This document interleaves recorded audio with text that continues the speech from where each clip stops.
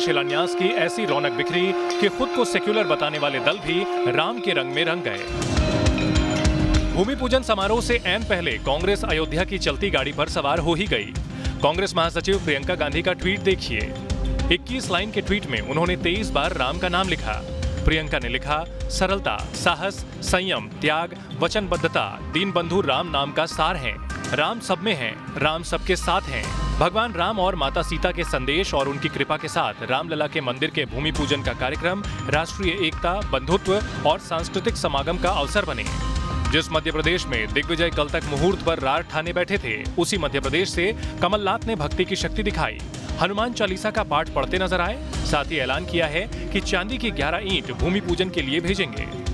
हम 11 चांदी के ईंट अयोध्या भेज रहे हैं मध्य प्रदेश की जनता की ओर से। ऐतिहासिक दिन है, जिस दिन की इंतजार पूरे देश को थी।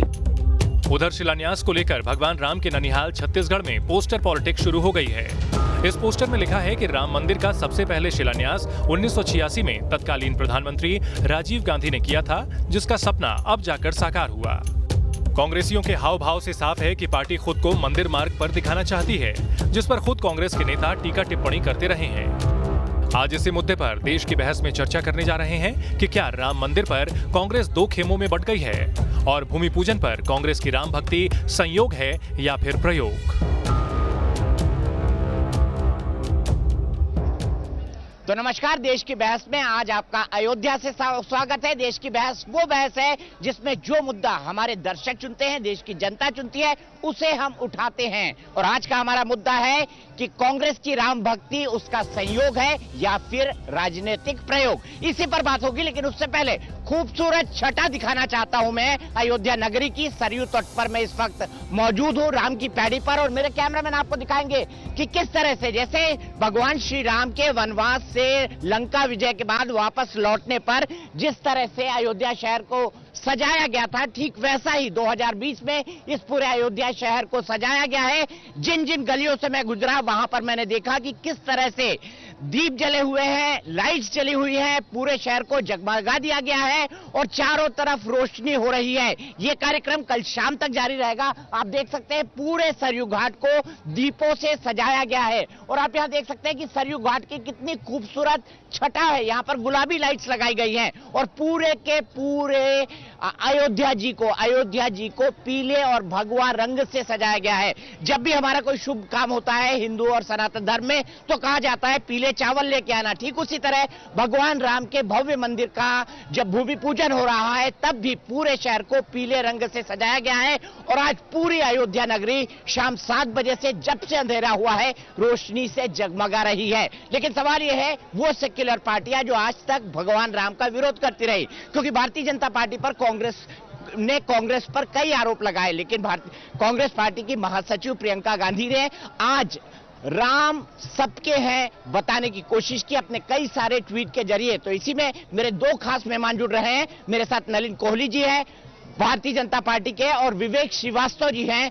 सीपीआई के। कांग्रेस के नेता हमारे साथ थोड़ी ही देर में जुड़ेंगे, उनसे भी हम बात करेंगे। लेकिन इस बहस के सिलसिले को हम आगे बढ़ाते हैं और सीधे चलते हैं विवेक जी के पास। विवेक जी, आज तो आप भी जय श्री राम बोल दीजिए। देखिए माहौल है, छठा है, मौका है और दस्तूर भी।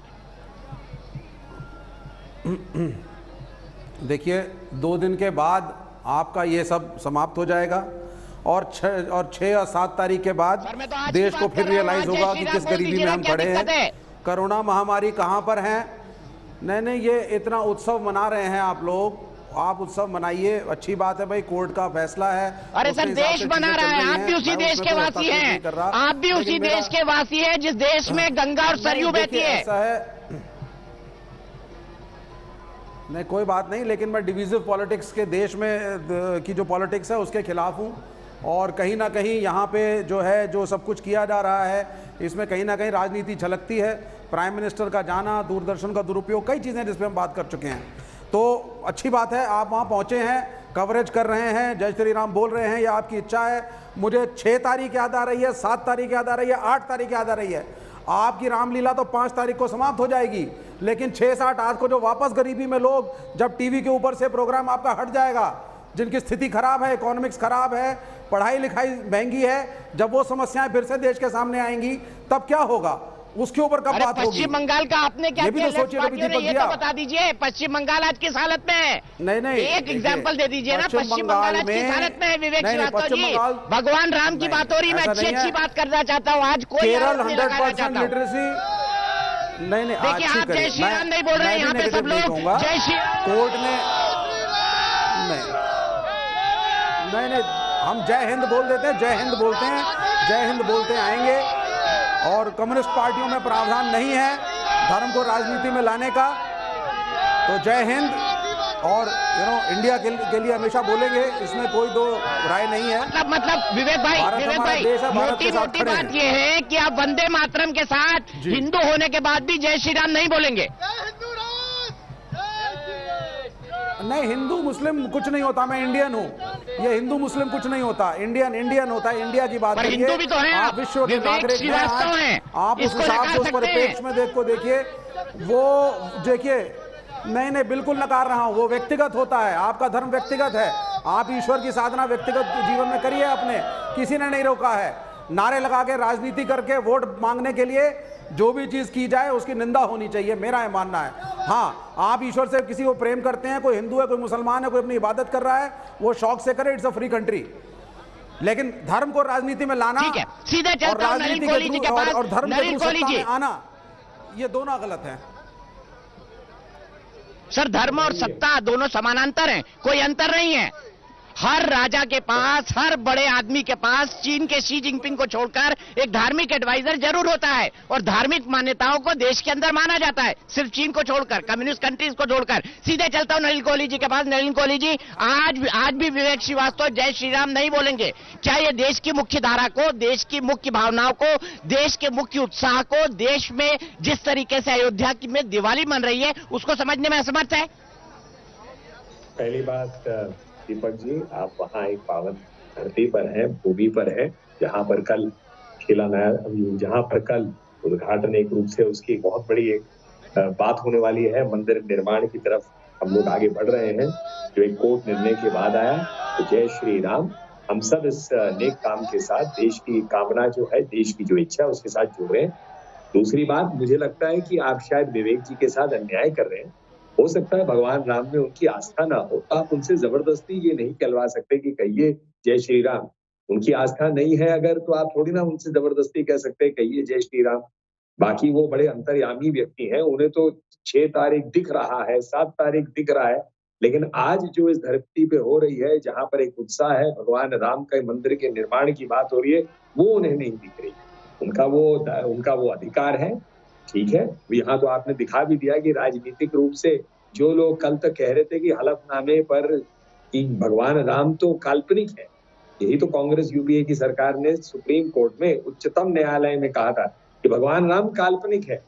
तो वो जो है आज उनके महासचिव भी 21 बार 23 लाइनों में भगवान राम का नाम ले रहे हैं, तो अच्छी बात है, भगवान का नाम लेना चाहिए और भगवान के नाम से दूर रहने की कोई आवश्यकता नहीं है। बाकी जहां तक देश की बात करें, देश में सरकार है मोदी जी की सरकार जो है हर वक्त जो है जनता की सेवा में, गांव, गरीब, किसान, पिछड़े वर्ग, युवाओं के लिए, सबके लिए एक नए भारत की कल्पना के लिए लगे हुए हैं। उसको वो सरकार अपना काम कर रही है, अर्थव्यवस्था की भी चिंता कर रही है, कोरोना की भी चिंता कर रही है, लेकिन इन सब चीजों को भगवान राम से जोड़कर, वहां एक मंदिर निर्माण के साथ जोड़ के, मैं कम से कम कहूंगा कि विवेक जी भगवान राम के साथ भी, अयोध्या के साथ भी और देश में एक भावना है उसके साथ अन्याय करने में लगे।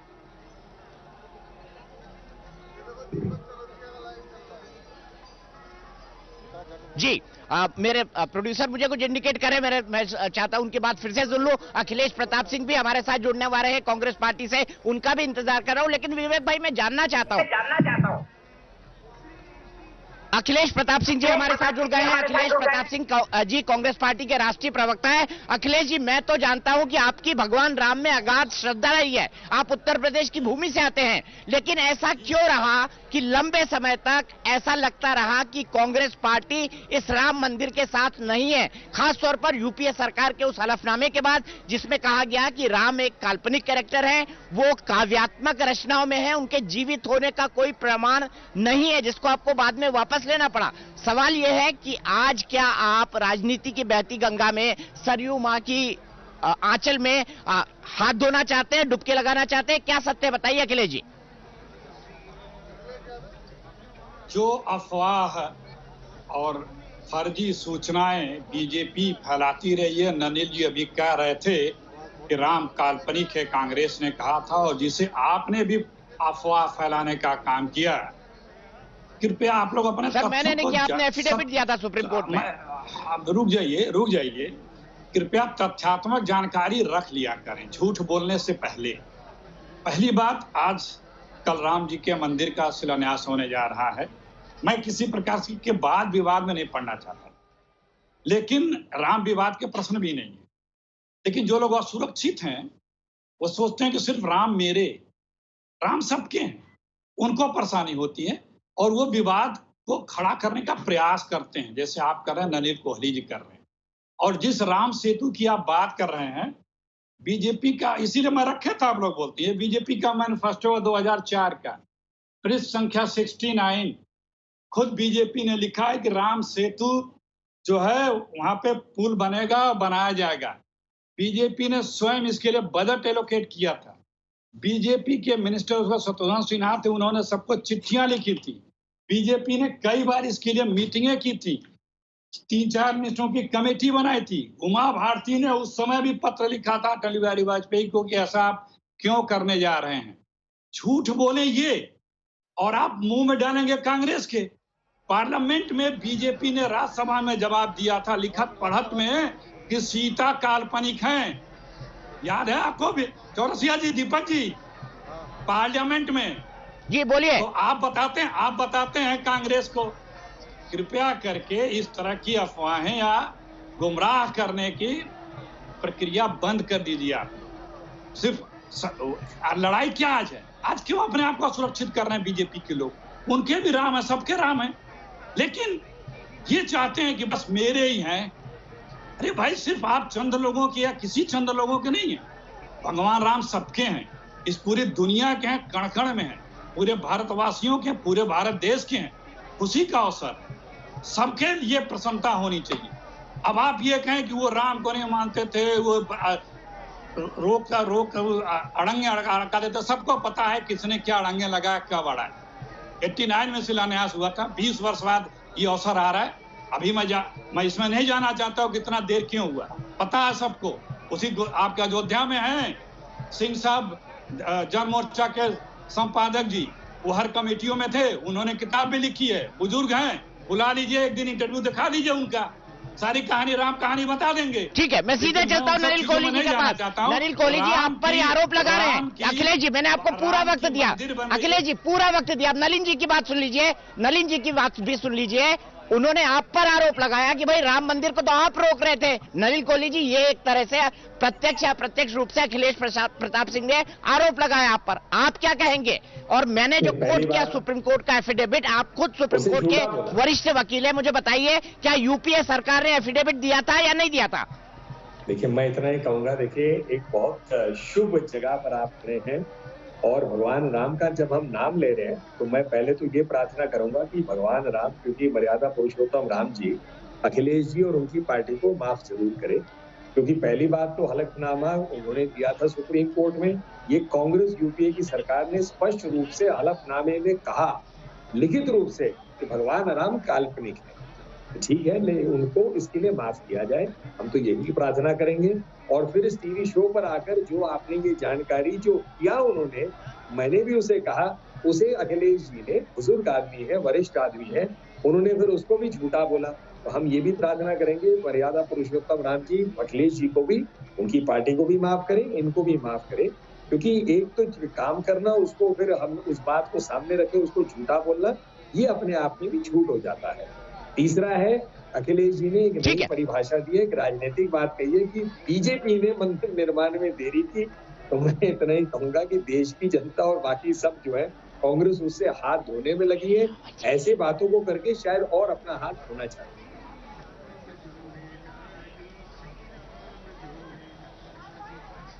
ठीक है, मैं सीधे अपने ऑडियंस के पास जुड़ता हूं, मेरे दर्शक सीधे मेरे साथ जुड़ गए। मैं आपसे जानना चाहता हूं, क्योंकि ये वो मंच है देश की बहस का जहां पर सिर्फ और सिर्फ टेलीविजन इतिहास का इकलौता मंच है जहां पर हम डिबेट में दर्शकों को सीधे जोड़ते हैं। आपको क्या लगता है, तमाम राजनीतिक पार्टियां अब राम के समर्थन में क्यों खड़ी हो गई है? राम मंदिर बन रहा है या उनको लगता है कि बहती गंगा में हमको भी डुबकी लगा लेनी चाहिए? आपका क्या मानना है?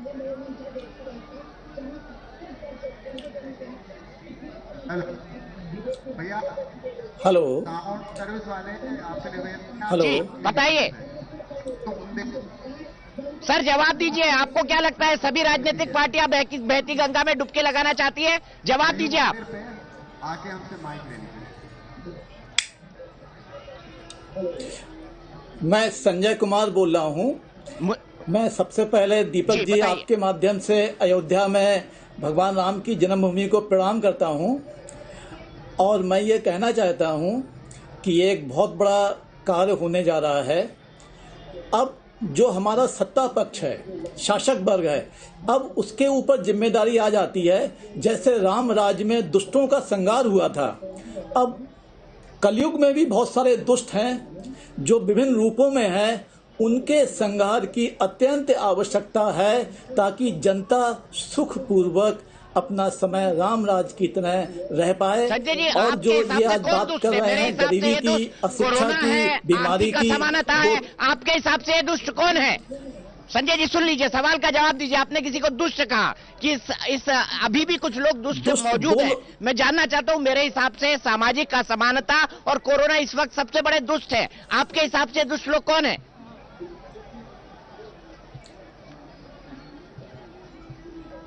देखिए, हमारे हिसाब से दुष्ट वो लोग हैं जिन्होंने, जब सुप्रीम कोर्ट का वर्डिक्ट आ गया तो आज वो सभी लोग राममय हो गए, राम राज की बात कर रहे हैं। जब उनको सत्ता में 70 साल मौका मिला था तब वो कहाँ थे कि गरीबी दूर होनी चाहिए, हॉस्पिटल बनने चाहिए, अशिक्षा दूर होनी चाहिए, भ्रष्टाचार दूर होना चाहिए। रामराज के सब ये हिस्से हैं। ये राम तो हमारे प्रतीक हैं। ठीक है, मैं सीधे चलता हूँ। मंदिर के बाद पंकज जो जी, बहुत पहली लड़ाई शुक्रिया। है, मैं सीधे चलता हूँ अखिलेश जी के पास। अखिलेश जी, मैं आपसे जानना चाहता हूँ, आपने कहा कि बड़ी पावन घड़ी है, तो इसका मतलब अखिलेश प्रसाद सिंह जी भी मानते हैं कि बाबरी जो ढांचा था उसको ढहा दिए जाने में कोई दिक्कत नहीं है। इकबाल अंसारी जो पक्षकार थे मांग कर चुके हैं, जब सुप्रीम कोर्ट ये वर्डिक्ट दे चुका है कि यहां पर राम मंदिर बन जाए। मैं आपसे जानना चाहता हूं, क्या कांग्रेस पार्टी के राष्ट्रीय प्रवक्ता के तौर पर आप बोलेंगे कि बाबरी डिमोलिशन के केसेस को वापस लिया जाना चाहिए, क्योंकि देश का एक बड़ा धड़ा इसकी मांग कर रहा है? अखिलेश जी, आपके पार्टी का क्या व्यू है इस पर?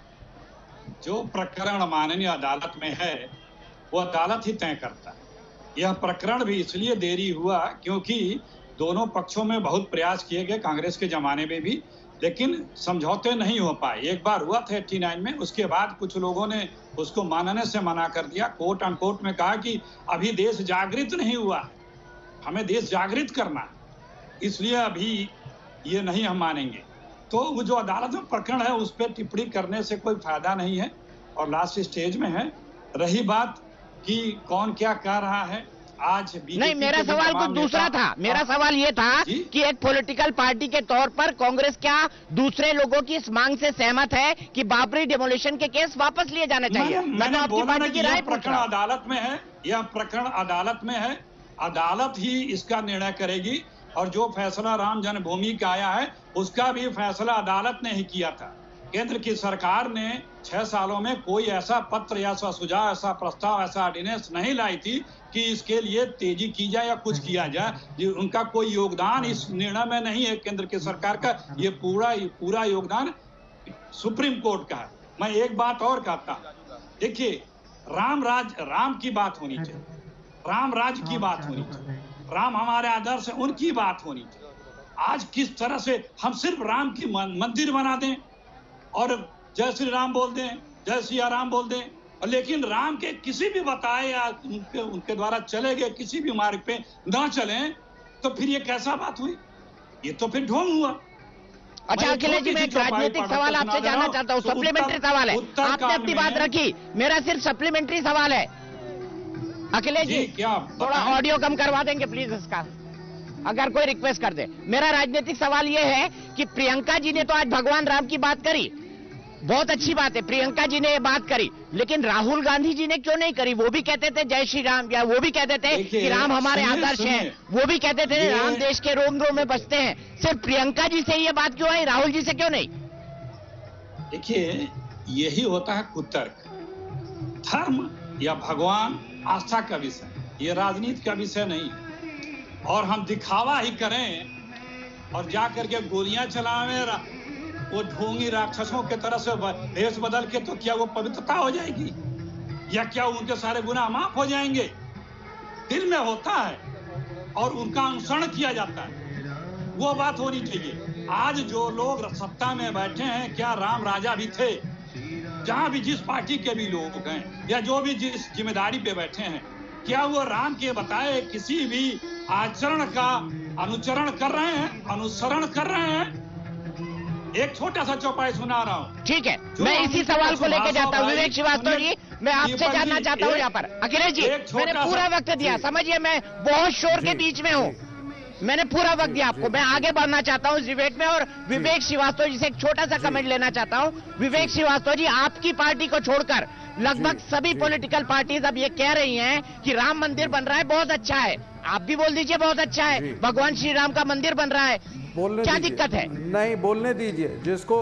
देखिए, सुनिए, आप सुनिए। सबसे पहली चीज, आपने एक प्रश्न पूछा था अखिलेश जी से, हम बता देते हैं कि बाबरी मस्जिद या किसी भी मस्जिद या किसी भी मंदिर का डिमोलिशन गलत होता है। फोर्सिबली जाकर के भीड़ तंत्र के साथ एक मस्जिद को ढा देना गलत है।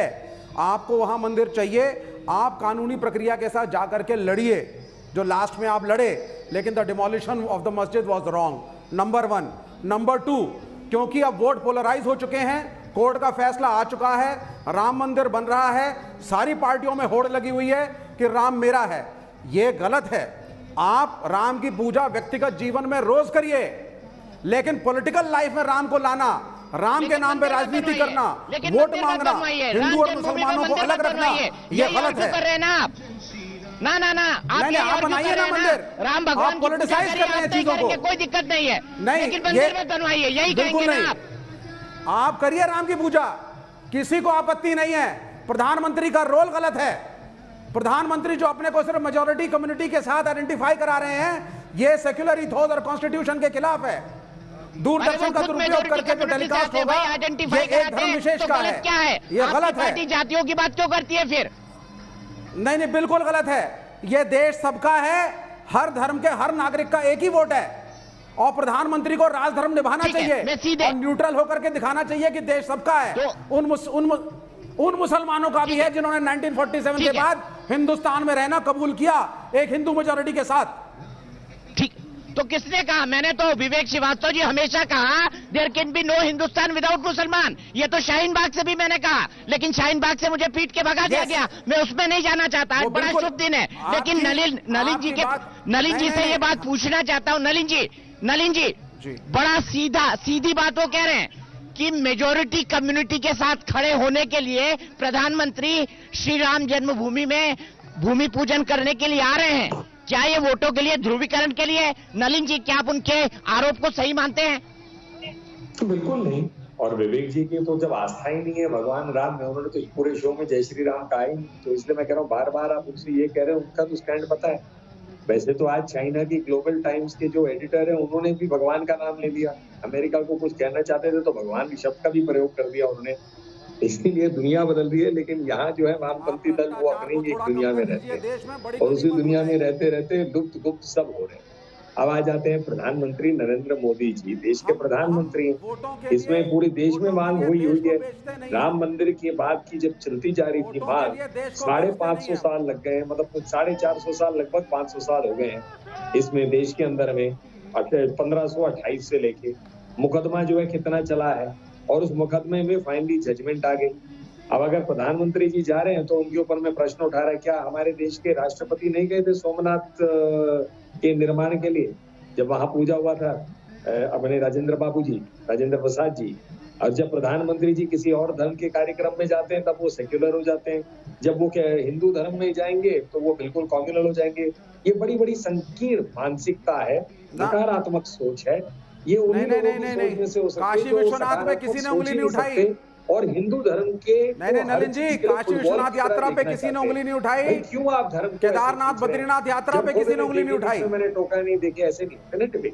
मैं आपसे बताऊं, मैंने शांति से सुना है, एक शब्द उनका मैं स्वीकार नहीं करता। उनकी किसी धार्मिक यात्रा पे किसी ने उंगली नहीं उठाई। अयोध्या एक्सेप्शनल है। आप देख लीजिए कि अयोध्या का इतिहास ठीक है नलिन जी, आपने अपना पॉइंट रखा, लेकिन सवाल ये है कि अगर उस पर उंगली नहीं उठाई गई तो विवेक श्रीवास्तव जी इस पर क्यों उठाई जा रही है? ये एक भूमि पूजन का कार्यक्रम है, एक ऐसी 500 साल में फंसी हुई, जी बिल्कुल, विवाद में पड़ी हुई जमीन को सुप्रीम कोर्ट ने सौंपा है। आप समझ लीजिए, सुप्रीम कोर्ट के फैसले पर सवाल उठा रहे हैं। इस बीच मेरे साथ महंत राजू दास जी जुड़ गए हनुमानगढ़ी के, उनके लिए भी कुर्सी लगाइए, उनको यहाँ पर लाइए। शरण जी भी मेरे साथ यहाँ पर मौजूद हैं, और साथ ही साथ महंत नवल किशोर दास जी भी, महामंडलेश्वर जी। ये न्याय होगा और कोई भी बहिष्कृत नहीं होगा, ताकि हम राम राज्य की ओर अग्रसर हों, जो सुशासन का प्रतिमान है। श्री राम का आशीर्वाद भारत और भारतवासियों को सदैव प्राप्त हो, यही मेरी कामना है। जय श्री राम।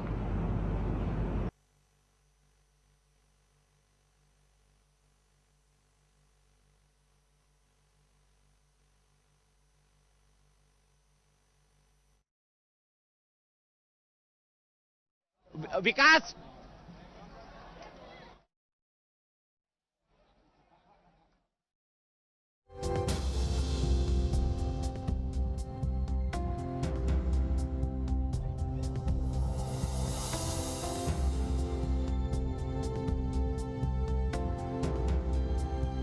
मंदिर पे कह रहे थे, लेकिन अखिलेश जी मैं एक सवाल आपसे जानना चाहता हूं। योगी आदित्यनाथ जी ने आज ही कहा है कि सोमनाथ के साई में राम मंदिर शुरू हो सकता था, कांग्रेस सरकार ने नहीं किया। योगी आदित्यनाथ जी के इस आरोप को आप कितना सही मानते हैं? क्या सोमनाथ की तर्ज पर राम मंदिर नहीं बनाया जा सकता था? क्योंकि ठीक उसी तरह मुस्लिम आक्रांताओं ने, मुगल आक्रांताओं ने, मुस्लिम आक्रांताओं ने सोमनाथ के मंदिर को तोड़ा था। सरदार पटेल जी ने ट्रस्ट बनाकर सोमनाथ का मंदिर बनाया, उसी टाइम भगवान राम का मंदिर भी बन जाता। दिक्कत क्या थी अखिलेश जी? ये तो अटल बिहारी वाजपेयी और आदरणीय मोदी जी के ऊपर खुदा प्रत्यक्ष आरोप लगा रहे हैं योगी जी, क्योंकि उनको बहुमत मिला तो उन्होंने क्या किया? प्रथम तो अपने पार्टी के इन वरिष्ठों से पूछना चाहिए, उसके बाद 1925 में बनी आरएसएस से पूछना चाहिए। सोमनाथ के वक्त की बात कर रहे हैं, के साथ थे। सुनिए 1960 की। मैं अरे जनाब सुन तो लीजिए, सुनिए तो। किसने रोका था मोदी जी को कि अध्यादेश ला दें, अटल जी अध्यादेश ला दें, बना दें? किसने रोका? किसने हाथ पकड़ रखा था क्या? बात दरअसल ये है, मैं आपको एक, किसकी श्रद्धा है राम में? सर मामला कोर्ट में तो 70s में गया ना, मामला कोर्ट में तो 70s में गया, उससे पहले सरकार कर सकती थी अगर कांग्रेस की सरकार चाहती। मेरा सीधा सवाल है, इसका लॉजिकल जवाब दे दीजिए। किसकी है दीपा जी? सुनिए, जब तक अटल जी आए, जब तक आडवाणी जी आए, तब तक तो मामला सुप्रीम कोर्ट में विचाराधीन था। आपकी आवाज नहीं सुनाई दे रही है। मैं कह रहा हूं कि राम में श्रद्धा किसकी है और स्वार्थ की श्रद्धा किसकी है, ये दुनिया भी जानती है और भगवान राम तो जानते ही हैं, उसमें बताने की आवश्यकता नहीं है। मैं छोटी सी चौपाई आपको उत्तरकांड की पढ़ के सुना रहा हूं, राजा राम की। जो अनीत कछु भाषो भाई, तो मोहि वर्जो भय बिसराई। राजा राम अपनी प्रजा से कह रहे हैं कि हे प्रजा, हे अयोध्यावासी, हे कौशलपुरी वासियों, अगर मैं भी कभी अनीत की बात कहूं या करूं तो भय त्याग करके मेरा भी आप विरोध करिएगा, मुझे भी चेताइएगा, मुझे भी रोकिएगा। ये राम कह रहे हैं, ये सत्ता राजा राम की बात है। ये आदर्श वाक्य आज के तारीख में भी जो लोग जिम्मेदारी पे बैठे हैं उसको अपना ये वाक्य आदर्श क्यों नहीं बना रहे हैं? क्यों? लेकिन अखिलेश जी मैंने माना भगवान राम ने कहा है, मैंने माना कि आप भगवान राम को मानते हैं, लेकिन आपकी पार्टी के कार्तिक चिदम्बरम जो मुहूर्त पर, अखिलेश जी मेरी सवाल सुन लीजिए। अखिलेश जी देखिए, पॉलिटिक्स में परसेप्शन मैटर करता है, लोग क्या सोचते हैं। आपकी पार्टी के नेता लगातार ऐसा बयान देते रहे, जैसे मणिशंकर अय्यर का वो बयान कि भगवान महाराज दशरथ के महल में तो 10,000 कमरे थे, किसको पता राम कहां पैदा हुए। उदित राज का ये बयान कि यहां तो बौद्ध मंदिर था, बाकी कार्ति चिदम्बरम का ये बयान कि मुहूर्त सही नहीं है, तो क्यों ना लोग माने कि कांग्रेस पार्टी राम मंदिर के और भगवान राम के सिद्धांतता खिलाफ है, क्योंकि वो सेक्युलर दिखना चाहती है। आपके या बीजेपी के चार चंद लोगों के बनाए परसेप्शन पे कांग्रेस या दुनिया नहीं चलती है। सबको पता है, सबको मतलब मणिशंकर अय्यर, कार्ति चिदम्बरम, दिग्विजय सिंह जी, ये सब बीजेपी के आदमी है। अरे एक मिनट अखिलेश जी, सवाल सुनिए मेरा। अखिलेश जी सवाल सुनिए, इसका मतलब कार्ति चिदम्बरम, दिग्विजय सिंह, आचार्य प्रमोद कृष्णम, जिन लोगों ने बयान दिए इस तरीके के, मणिशंकर अय्यर ये बीजेपी के आदमी है, ये बीजेपी के आदमी है, ये कह रहे हैं आप आपकी पार्टी में बीजेपी के मोल है। की चिंता करें, आप उमा भारती की चिंता करें, आप अडवाणी जी की चिंता करें, आप स्वामी प्रसाद ये सुब्रमण्यम स्वामी की चिंता करें, आप बीजेपी ने जिसने पार्लियामेंट में बताया था कि सीता काल्पनिक है उनकी चिंता करें, और जिन लोगों ने कहा था, मेरा बड़ा सीधा सवाल है आपसे, अब आपने खुद ने कहा कि बीजेपी के दुष्प्रचार में कौन सा सवाल पूछ रहा हूं? क्या कार्ति चिदम्बरम, मणिशंकर अय्यर ये तमाम लोग कांग्रेस में बीजेपी के एजेंट है क्या, ये बताइए आप हमें। कांग्रेस पार्टी या किसी हिंदुस्तानी को, आपने खुद ने कहा कि बीजेपी का दुष्प्रचार कर रहे हैं ये लोग, तो कांग्रेस में क्या बीजेपी के एजेंट हैं? आप क्यों इतना परेशान हो रहे हैं? देखिए सर मैं नहीं परेशान हूँ, देश की जनता जानना चाहती है और मेरा शो देश की बहस है। हाँ सुनिए, कांग्रेस पार्टी या देश के किसी भी हिंदुस्तान में रहने वाले व्यक्ति को किसी से राम भक्त होने का सर्टिफिकेट नहीं चाहिए। राम भक्त का सर्टिफिकेट वो लोग बांट रहे हैं। अभी आपने शुरुआत में कहा, मैं तो इन लोगों की बात कर रहा हूँ जिन्होंने मंदिर के खिलाफ कांग्रेस के नेताओं ने बयान दिए। एक सेकंड सुन लीजिए, आपने शुरू में कहा, एक मिनट बोलिए पर सवाल का जवाब दीजिए। जय श्री राम बोलो, नहीं जय श्री राम बोलो, आपने कहा। मैं बोलता हूं जय सिया राम, आप बोलेंगे नाथूराम मुर्दाबाद। राम भक्त में तो खुद कह रहा हूं, आप हनुमान भक्त भी हैं, पर मैं तो कार्ति चिदम्बरम, दिग्विजय सिंह इन तमाम लोगों की बात कर रहा हूं। लेकिन आप बोलेंगे नाथूराम मुर्दाबाद, बोलिए, आप बोलिए दीपक जी। नाथूराम मुर्दाबाद बोल रहा हूँ मैं, नाथूराम गोडसे मुर्दाबाद। और बोलिए। हाँ दीपक, मैं बोल रहा हूँ अखिलेश जी, पर मुझे बता दीजिए क्या कार्ति चिदम्बरम, क्या मणिशंकर अय्यर, क्या उदित राज ये कांग्रेस में बीजेपी के एजेंट है क्योंकि बीजेपी का दुष्प्रचार कर रहे हैं? देखिए बात यही राम को समझने में मैं हमेशा से बोलता हूँ नाथूराम गोडसे मुर्दाबाद। यही प्रियंका जी ने लिखा है कि राम सबके हैं। जो अगर दूसरा कोई राम की बात कर रहा है तो कुछ लोग अपने आप को मुझे महसूस हुआ कि मणिशंकर अय्यर, कार्ति चिदम्बरम इन तमाम लोगों के नहीं है। ये आप लोग जब तक विवाद न खड़ा कर दें तब तक आप लोगों को संतुष्टि नहीं होती है। राम के नाम पे विवाद बयान आपके नेता थे, विवाद हम खड़ा करेंगे कैसे हो सकता है? हमारा तो काम ही विवाद खड़ा कर रहा है सर टीवी चैनल वालों का। सिर्फ राम सबके आराध्य हैं, राम सब टीवी चैनल वालों का काम ही विवाद खड़ा करना है। हिंदुस्तानी में है, लेकिन आप लोगों को, कुछ लोगों को ये दिखाना है कि रामद्रोही है। कोई रामद्रोही नहीं है, कोई भी।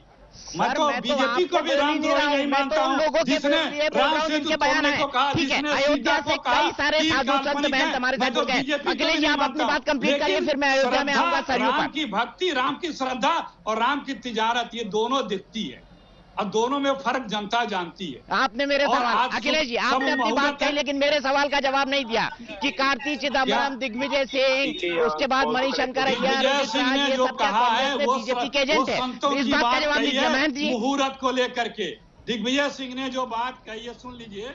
वो सर कार्ति चिदम्बरम ने क्या कहा है, मणिशंकर अय्यर ने क्या कहा है? आप भी मानते हैं भगवान महाराज दशरथ के महल में 10,000 कमरे थे और ये डिस्प्यूटेड है कि राम कहां पैदा हुए थे? ये आपकी पार्टी के नेता है मणिशंकर अय्यर, कई साल केंद्रीय मंत्री रहे हैं। देखिए जो आचार्य हैं, शंकराचार्य हैं, संत हैं, साधु हैं, ब्राह्मण है, उपरेहित हैं। सर मणिशंकर अय्यर पे जवाब दीजिए ना, चलिए मत जाइए, मुहूर्त ठीक है या नहीं है? बात तो सुन लीजिए। इनका उपदेश और जो राजा है जो सत्ता पे बैठा उसका आदेश, इस देश को, जनता को मानना चाहिए। भारतीय सभ्यता, भारतीय संस्कृति और भारतीय शास्त्र ये कहते हैं।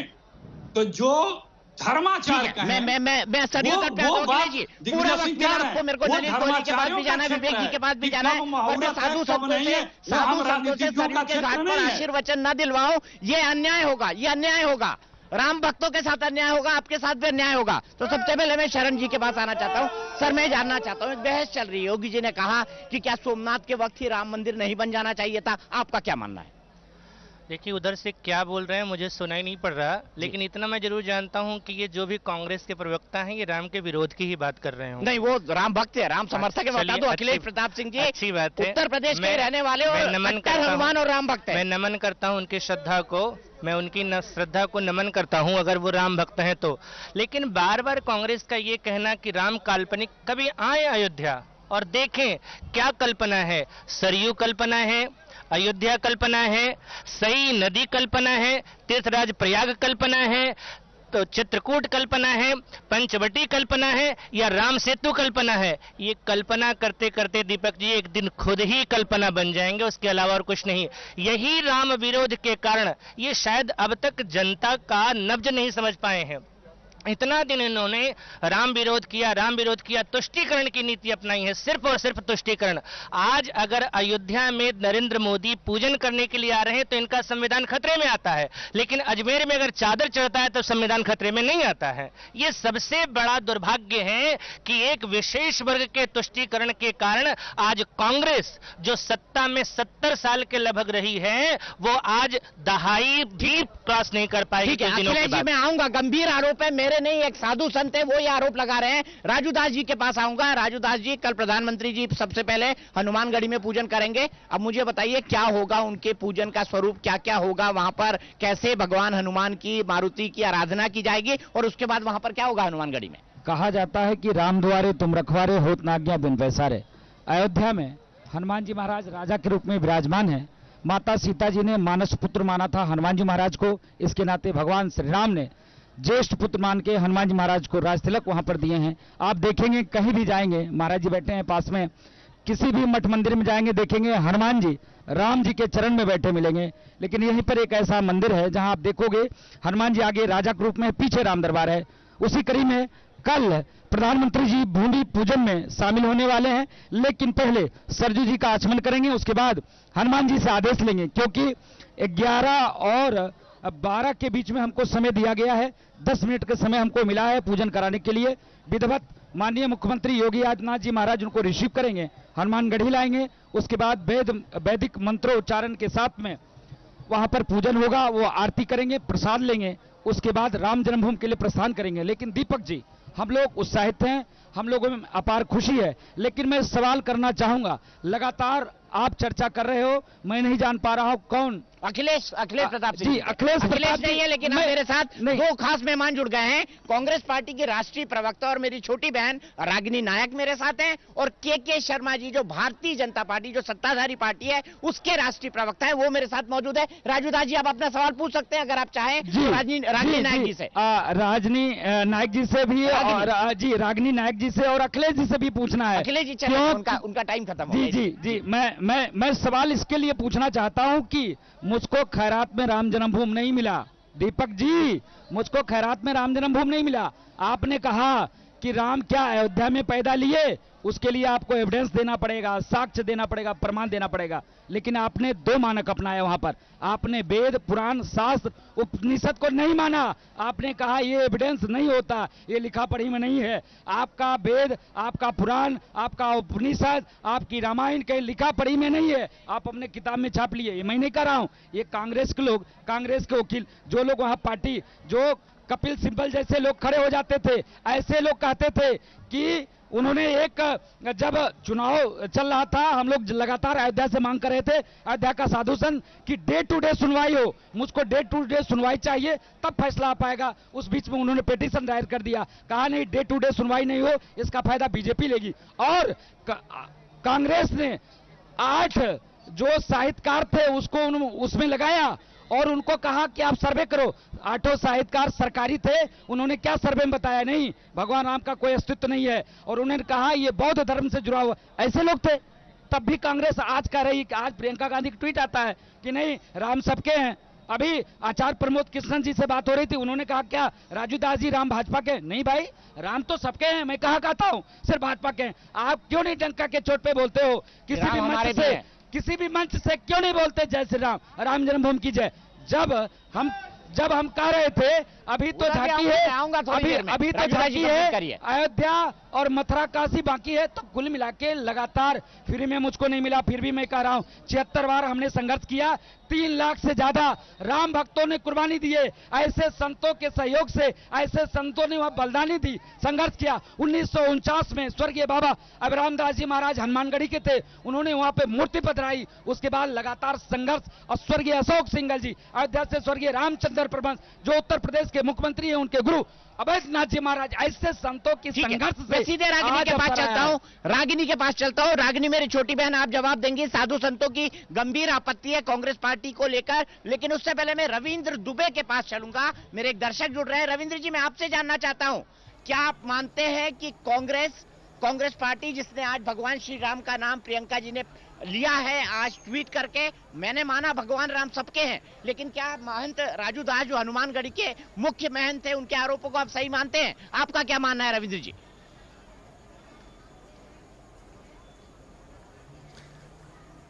देखिए, जितना बड़ा आज दिन है, कल दिन आने वाला, राम मंदिर का शिलान्यास होने वाला है, 500 साल के बाद ये हो रहा है, वो कांग्रेस पार्टी बड़ी छोटी है, आप उसके लिए मत सोचिए। आप उन्होंने अपना सरकार में रहते क्या किया, क्या नहीं किया, क्या न्यायालय में दिया, ये पूरे देश ने देखा है। इसमें हमें इस समय कांग्रेस के बारे में से ज़्यादा चर्चा राम मंदिर के शिलान्यास पर करना चाहिए। मेरा मानना है कि आज हिंदू समाज के लिए, हिंदू संतों के लिए बड़ा ऐतिहासिक दिन है।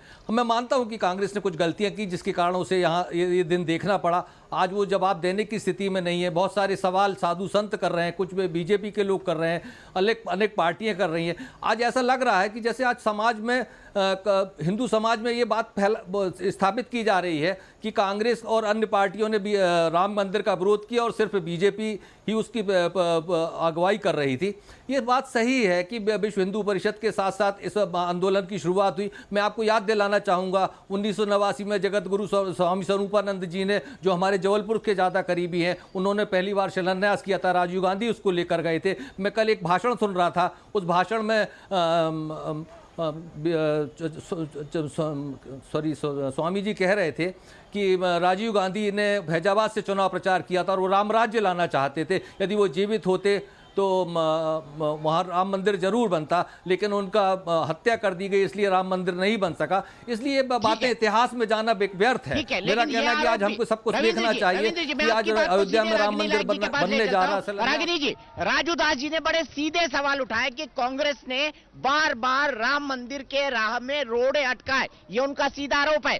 हनुमानगढ़ी के मुख्य महंत है। रागिनी, आप क्या कहेंगी? दीपक जी, आज बहुत ही हर्षोल्लास का समय है भारतवासियों के लिए, इसीलिए अपनी बात की शुरुआत एक छोटी सी राम स्तुति के जरिए मैं करना चाहती हूँ। श्री रामचंद्र कृपाल भज मन हरण भव भय दारुणम नव कंज लोचन कंज मुख पद मुख कंजारुणम। दीपक जी, देखिए, हम तो कहते हैं सिया राम में सब जग जाए, करहु प्रणाम जोरी जो पाए। हमारे देश के कण कण में राम व्याप्त है, और सिया राम तो मैं समझती हूँ कि किसी भी सीमा, किसी भी राजनीतिक दल, किसी भी संगठन से परे। आज का दिन मुझे विवाद, राग द्वेष, विरोध का नहीं लगता, परंतु कुछ सवाल मुझसे पूछे गए हैं तो मैं जरूर जवाब देना चाहूंगी। तो दीपक जी, बहुत सारे नाम मैं भी गिना सकती हूँ। सुब्रमण्यम स्वामी तो भारतीय जनता पार्टी के नेता हैं, उन्हीं के सांसद। उन्होंने भी ये वक्तव्य दिया और कहा कि मोदी जी को कोई श्रेय नहीं मिलना चाहिए, राम मंदिर बनाने में उन्होंने कोई काम नहीं किया। अगर कोई किसी को श्रेय मिलता है तो वो राजीव जी को मिलना चाहिए। और हमारे दुबे भाई साहब, मेरा भी जन्मस्थल जबलपुर ही है, मैं उनको भी थोड़ा सा याद दिलाना चाहती हूँ कि शिलान्यास कहाँ से हुआ, ये शुरुआत कहाँ से हुई। और हमने कभी ये नहीं कहा कि राम काल्पनिक है। आर्कियोलॉजिकल सर्वे ऑफ इंडिया ने एक दस्तावेज दिया, उस दस्तावेज के खिलाफ कांग्रेस पार्टी ने जारी करने वालों के खिलाफ काम नहीं किया। सरकार तो आपकी थी ना, एसआई बिना आपको दिखाए, बिना अटॉर्नी जनरल को दिखाए, बिना सॉलिसिटर जनरल को दिखाए कोई भी दस्तावेज सुप्रीम कोर्ट में दे सकती थी कांग्रेस की सरकार में। इस बात का जवाब दे दीजिए। आप तो इतनी समझदार और पढ़ी लिखी है। एएसआई अगर कोई सर्टिफिकेट, एएसआई कोई एफिडेविट दे रहा है, सरकार को नहीं पता हो, ये कैसे हो सकता है Ragini ji? Attorney general, solicitor general, additional solicitor general, ये किस लिए होते हैं सरकार में? और आपके पास तो 1 दर्जन बड़े बड़े लॉयर थे उस टाइम, कपिल सिब्बल से लेकर सलमान खुर्शीद तक। आज देखिए, मुझे लगता है आज बहुत तैश में आके बातचीत ना की जाए, आज जरा खुशनुमा माहौल में बातचीत की जाए। आज सच में एक दूसरे के प्रति आरोप प्रत्यारोप का दिन नहीं। आर्कियोलॉजिकल सर्वे ऑफ इंडिया एक इंडिपेंडेंट बॉडी है और मोदी सरकार की तरह हमारी सरकार जब थी तो अधिनायकवादी राजनीति करके सारी स्वायत्त संस्थाओं को अपने कब्जे में नहीं रखी। ये नहीं समझ रही लेकिन बिना लॉ मिनिस्ट्री के वे किए मुझे सरकार की तरफ से सुप्रीम कोर्ट में दिया ही नहीं जा सकता। आप भी इस फैक्ट को जानती हैं। दीपक जी मुझे पूरा तो करने दीजिए। मैं कह रही हूँ कि वो दस्तावेज पूरा करिए, 1 मिनट लीजिए। हाँ, हमने उसे दुरुस्त भी किया, लेकिन मुझे ये तो बता दीजिए के शर्मा जी आज बैठे हैं, वो जवाब देंगे इस बात का कि भाई जब प्रभात झा जी ने, वो भी भारतीय जनता पार्टी के नेता हैं, दिल्ली के प्रभारी भी रहे हैं, उन्होंने संसद में खड़े होकर पूछा कि क्या सीतामढ़ी में सीता जी के जन्म के अस्तित्व है, प्रमाण है? तो महेश शर्मा जी जो संस्कृति मंत्री थे उन्होंने कहा नहीं है। लेकिन क्या आज ये सीताराम के प्रमाण ढूंढने का दिन है? मैं आपसे ये पूछना चाह रही हूँ। के शर्मा जी से जवाब ले लेते हैं। आपने अपनी बात पूरी की, के शर्मा जी से जवाब ले लेते हैं। रागिनी जी थोड़ा वक्त के जी को भी दे दीजिए, मुझे ब्रेक भी लेना है। के शर्मा जी जवाब दे दीजिए। आरोप के बदले आरोप अब आप पे भी लग रहे हैं। नहीं, बिल्कुल मैं आपको बता दूं, और यही रागिनी नायक जी मेरे साथ टीवी डिबेट में बैठी थी और इन्होंने झूठ बोला वहां पर। इन्होंने उस दिन शब्द का उपयोग किया था कि काल्पनिक शब्द का। मैंने इनको महेश शर्मा जी का जवाब दिखाया आप बगल में, हम दो थे और झूठ के लिए अंत में इनको माफी मांगनी पड़ी थी इसी रागिनी नायक को। इसी रागिनी नायक जी को अपनी बात पलटनी पड़ी थी उस समय। तो मैं आज ये बता दूं कि रागिनी जी ये झूठ फिर से न फैलाएं। रागिनी जी को मैंने पूरा महेश शर्मा जी का, और आप भी कहेंगे तो मैं जवाब माफी मांगने वालों में से नहीं हूँ। सबसे पहले तो मैं दीपक जी बधाई दूंगा। चलिए इस बहस को आगे ले जाएंगे के शर्मा जी, कोई दिक्कत नहीं है, कोई दिक्कत नहीं। अगर आपके पास फैक्ट है तो आप बिल्कुल बोलेंगे, और अब मैं चाहता हूं कि अगर आपके पास फैक्ट है तो रागिनी के सामने रख दीजिए आप। नहीं, मैंने इनके सामने रखा हुआ है, क्योंकि उन्होंने गंभीर आरोप लगाया है। और मैं अभी मैं बता रहा हूँ आपको, और इनको वापस लेना पड़ा था सब उस डिबेट के अंदर में, और हम अगल बगल ही बैठ के डिबेट कर रहे थे उस समय भी। याद इनको होना चाहिए, और मैं चैनल का नाम भी बता दूंगा और ये भी बता सकता हूँ। लेकिन मैं आगे बढ़ता हूँ। और कहा कि आज विषय दूसरा है दीपक जी मुझे बोलने दीजिए, इनको बंद कराइए, इनकी चर्चा पे बंद कराइए। रागिनी जी प्लीज, आपको वक्त मिला, के जी को अपनी बात खत्म कर लेने दीजिए। रागिनी जी आपको भी वक्त मिलेगा, भी डिबेट में काफी समय बाकी है, चिंता मत करिए, सबको फेयरली टाइम मिलेगा। मैं इसलिए आपको दीपक जी आज कह रहा हूँ, देखिए आपको पहले बधाई देता हूं कि आप अयोध्या की उस नगरी पे खड़े हैं, आप उस पे मैं आपको बधाई दे रहा हूं। लेकिन मैं दूसरी बात भी कह रहा हूं, जिस दिन सुप्रीम कोर्ट ने यह आदेश दिया कि राम मंदिर का निर्माण होगा, उस दिन देश के सुप्रीम कोर्ट के आदेश के बाद सामने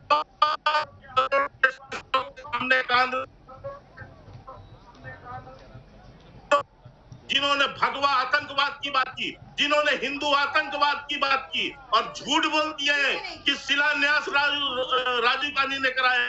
शिलान्यास राजीव गांधी जी ने नहीं कराया। ये आप भी संत बैठे हैं, पूछिए इनसे। ये झूठ बोलते हैं कि ताला राजीव गांधी ने खुलवाया। वहां के कोर्ट के आदेश पर ताले खुले हैं। लेकिन आज कांग्रेस के मुंह में जो काली कुती है भगवान राम के अस्तित्व पर प्रश्न उठाकर, आज ये मुंह धोने के लिए उससे इस तरह का अभी अपना ये जो है भजन गा रही थी बैठ के, क्योंकि अब इनके सामने रास्ता नहीं है। ये क्या मूल है कि देश के हिंदू जनता के समक्ष जाएंगी? ये कांग्रेसी जिन्होंने इस देश के अंदर में भारत के जो है मर्यादा प्रश्न उठाए हो, जिन्होंने आपके पास फिर आऊंगा, मुझे ब्रेक के लिए रुकना है। ब्रेक में जाने से पहले मैं आपको बोल दूं, महंत नवल किशोर दास जी, परम पूज्य महामंडलेश्वर जी हमारे साथ हैं, सरयू के तट पर हैं। आप देख सकते हैं सरयू की इस वक्त छठा क्या है, यहाँ पर दीपावली मनाई जा रही है। बहुत ही शानदार नजारा है और मैं आपको अपने आप को खुशकिस्मत पाता हूं कि एक ऐतिहासिक क्षण में मैं यहाँ पर मौजूद हूं। ब्रेक के लिए रुकूंगा, लेकिन ब्रेक से पहले, ब्रेक में से आने के बाद रागिनी जी से सवाल जरूर पूछूंगा कि प्रियंका जी ने तो भगवान राम को मान लिया, राहुल जी कब मानेंगे ब्रेक के बाद? क्योंकि राहुल जी का कोई ट्वीट नहीं आया है ब्रेक के बाद।